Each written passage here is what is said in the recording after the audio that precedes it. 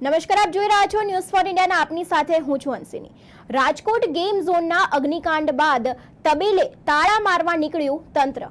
ભાવનગર શહેરમાં આવેલ 3 game zone Choksi મુદ્દત માટે બંધ કરવામાં આવ્યા। તમામ પાસા સાથે સુરક્ષા વ્યવસ્થા અંગે સમીક્ષા તપાસ બાદ ગેમ ઝોન ખોલવા આદેશો કરાયા છે। રાજકોટ શહેરમાં ગતરોજ એક ગેમ ઝોનમાં અગ્નિકાંડની ગોઝારી ઘટનાના પડઘા સમગ્ર રાજ્યના શહેરમાં પડ્યા છે, જે અંતર્ગત રાજ્ય સરકારે રાજ્યના તમામ શહેરોમાં આવેલ ગેમ ઝોનમાં પૂરતી ચકાસણી અને તપાસ ન થાય ત્યાં સુધી આવા ગેમ ઝોનો બંધ કરવાના આદેશો આપવામાં આવ્યા છે। રાજકોટ શહેરમાં આવેલ એક ગેમ ઝોનમાં ગતરોજ સાંજના સમયે ધડાકા સાથે આગ ફાટી નીકળતા 30 થી વધુ વ્યક્તિઓ જીવતા ભૂંજાઈ ગયા હતા અને મોતને ભેટ્યા હતા। આ સમાચાર ભલભલા વ્યક્તિઓને હચમચાવી મૂકે તેવા હતા। ત્યારે મહાનગરોમાં આવી ઘટના એ કઈ નવી વાત નથી। અગાઉ પણ ભૂતકાળમાં આવી અનેક ગોઝારી ઘટનાઓ ઘટી હતી, પરંતુ સંવેદનાહીન સરકાર અને નિષ્ઠુર તંત્રએ મનમાં આવીને દુઃખદ ઘટનાઓને ફક્ત વખોડી કાઢવા સાથે જ ભોગગ્રસ્ત પરિવારજનોને આર્થિક વળતર આપીને કસૂરવારને છાવરવાના સિવાય કંઈ જ પડી નથી હોતી અને દિવસો વીતે ફરી માહોલ સામાન્ય થઈ જતો હોય છે। ત્યારે તાજેતરમાં વડોદરા શહેરમાં હણી બોટ દુર્ઘટના બાદ પણ ફરી એકવાર મોટી જાનહાનિ સર્જાઈ છે।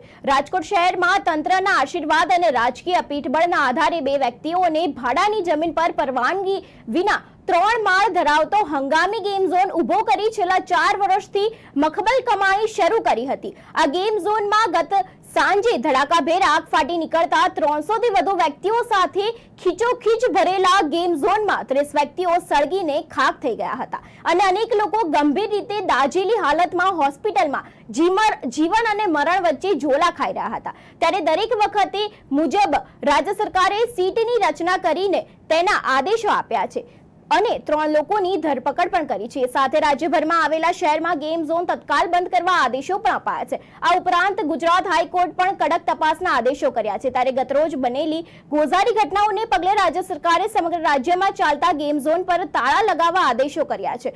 ગત રાત્રે જ ભાવનગર મહાનગરપાલિકા દ્વારા શહેરના બીએમસી કચેરી સામે શિવા બ્લેસિંગ બિલ્ડિંગ સ્થિત EP cinema game zone, Himalaya મોલમાં આવેલ ગેમ ઝોન તથા ટોપ 3 સિનેમામાં આવેલા ગેમ ઝોન બંધ કરાયા હતા। આ અંગે બીએમસી કમિશનર ઉપાધ્યાયે જણાવ્યું હતું કે 3 ગેમ ઝોનમાં સરકારો ગાઈડલાઈન મુજબ તપાસ હાથ ધરવામાં આવશે અને ફાયર સેફટી સહિત એનઓસી મળ્યા બાદ જ સરકારી સૂચના મળશે ત્યાં સુધી આ ગેમ ઝોન શરૂ કરવાની મંજૂરી આપવામાં આવશે।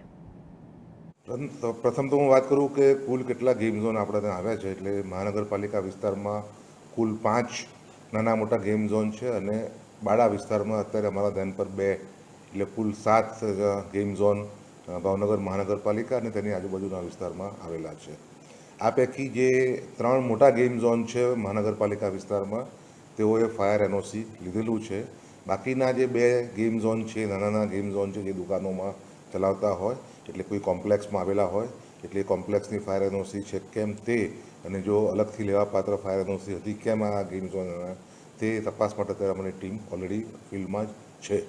જે બાળાના 2 ગેમ ઝોન છે એ બંને ગેમ ઝોન પાસે અમારી માહિતી પ્રમાણે ફાયર એનઓસી ઉપલબ્ધ નથી।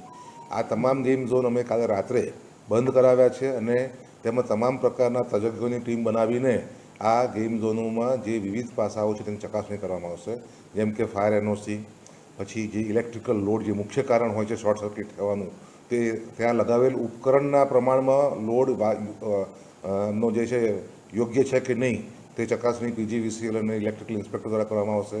તદુપરાંત જે સિવિલ સાઇડની જે પરવાનગી લેવાની હોય, બીયુ પરવાનગી, તે લીધેલ છે કેમ, મહેસૂલી લાયસન્સો કોઈ લેવાપાત્ર હોય તો, પોલીસનું જો કોઈ ક્લિયરન્સ લેવાપાત્ર હોય તો, આ તમામ પાસાઓ જે છે તેનો અત્યારે અમારી ટીમ ફિલ્ડમાં જઈને અભ્યાસ કરી રહી છે અને જ્યાં પણ જે પણ કંઈ કમી જણાશે તો તેના માટે રેક્ટિફિકેશન કરવામાં આવશે અને જ્યાં સુધી જો કોઈ ખામી હશે એ ખામી દૂર કરવામાં નહીં આવે ત્યાં સુધી આ કોઈ પણ ગેમ ઝોનને ચાલુ કરવાની પરવાનગી આપવામાં આવશે।